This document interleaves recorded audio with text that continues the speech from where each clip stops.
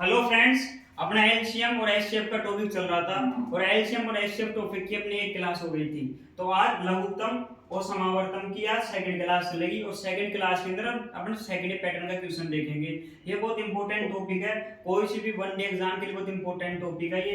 तो देखिए इसका सेकंड पैटर्न का क्वेश्चन क्या कहता है, सेकंड टाइप का क्वेश्चन क्या कहता है। अगर आपको 5 मिनट के अंदर आपको 2 नंबर पक्के हो जाएंगे, यकीन मानिए 5 मिनट के अंदर आपके 2 नंबर पक्के हो जाएंगे, तो आपको तो क्या करना है, पूरा फोकस बोर्ड के ऊपर रखना है। और हाँ, चैनल को लाइक करें, सब्सक्राइब करें, वीडियोस को ज्यादा से ज्यादा शेयर करें। तो देखिए सेकंड पैटर्न क्या कहता है लघुत्तम समावर्तन का। दो संख्याओं का अनुपात 15:11 है। यदि उनका महत्तम समावर्तक 13 है तो संख्या ज्ञात कीजिए। यानी देखिए क्वेश्चन क्या कह रहा है कि दो संख्या है, ए और बी कोई संख्या है, दो संख्या है, तो उनका अनुपात दे दिया 15:11 दे दिया। ए और बी दो संख्या है, उनका अनुपात तो दे दिया ये 15:11 और उनका एचसीएफ दे दिया 13। एचसीएफ दे दिया 13, महत्तम दे दिया 13 दे दिया। तो अपन को पूछा कि वो संख्या ज्ञात करो कि वो संख्या जो क्या कितनी है। समझो संख्या कितनी है, ए और बी दो संख्या है, उनका अनुपात दे दिया 15:11। समझे आप। अब अपन को फाइंड करना है कि ये ए संख्या ये कितनी संख्या है, ये बी है जो कितनी संख्या है। समझे आप, ये फाइंड करना अपन को। तो देखिए आपको कुछ टर्म सीखनी पड़ेगी, उसके बेस पे क्वेश्चन होगा। तो आपका पूरा फोकस बोर्ड के ऊपर होना चाहिए। कभी भी देखिए कोई भी मान लो एक संख्या है, इनका अनुपात दे दिया, मान लो 15x 11x, 15x अनुपात 11x दे दिया। मान लो कोई भी संख्या, मान लो ये संख्या a है, कोई भी संख्या a है, मान लो कोई भी संख्या a है, तो ये a होने के लिए इसके अंदर क्या क्या होना चाहिए, जरूरी है। कोई भी संख्या a है, मान लो इसको होने के लिए क्या होना जरूरी है कि एचसीएफ गुणा एचसीएफ गुणा अनुपात, जब भी जाकर ये संख्या आ जाएगी। समझे आप।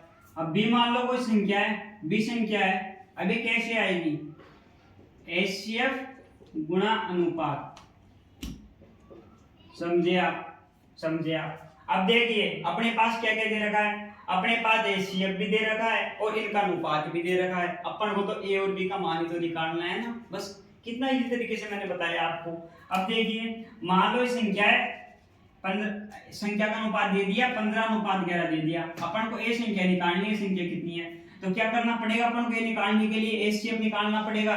एचसीएफ अपन को 13 दे रखा है, 13 और गुणा ए का अनुपात कितना दे रखा है, x को उठा दो, मान लो भी x को उठा दो। ए का अनुपात कितना दे रखा है, ए का अनुपात 15 दे रखा है, तो 13 गुणा 15 हो गया।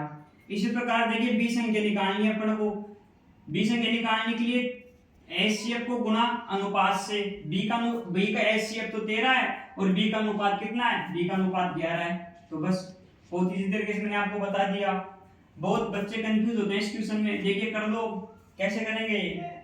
15 3 45, 4 आंसर लग गए, 15 कम 15, 15 4 19, 195। ए का मान 195 आ गया और 13 को 11 से गुणा करेंगे तो कितना आ जाएगा, 143 आ जाएगा। तो भैया बी संख्या आ गई 143 और ए संख्या आ गई 195। करना कुछ नहीं है, एचसीएफ के अंदर अनुपात दे रखा है, उसको गुणा करना है।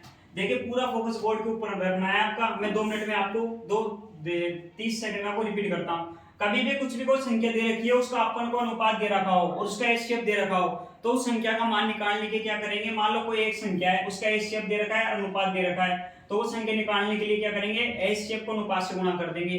वहीं दूसरी संख्या दे रखी है, उसको निकालने के लिए एचसीएफ को उसके अनुपात से गुणा कर देंगे। बस इजी तरीके से निकाल दिया। ये एलसीएम का सेकंड कॉन्सेप्ट था।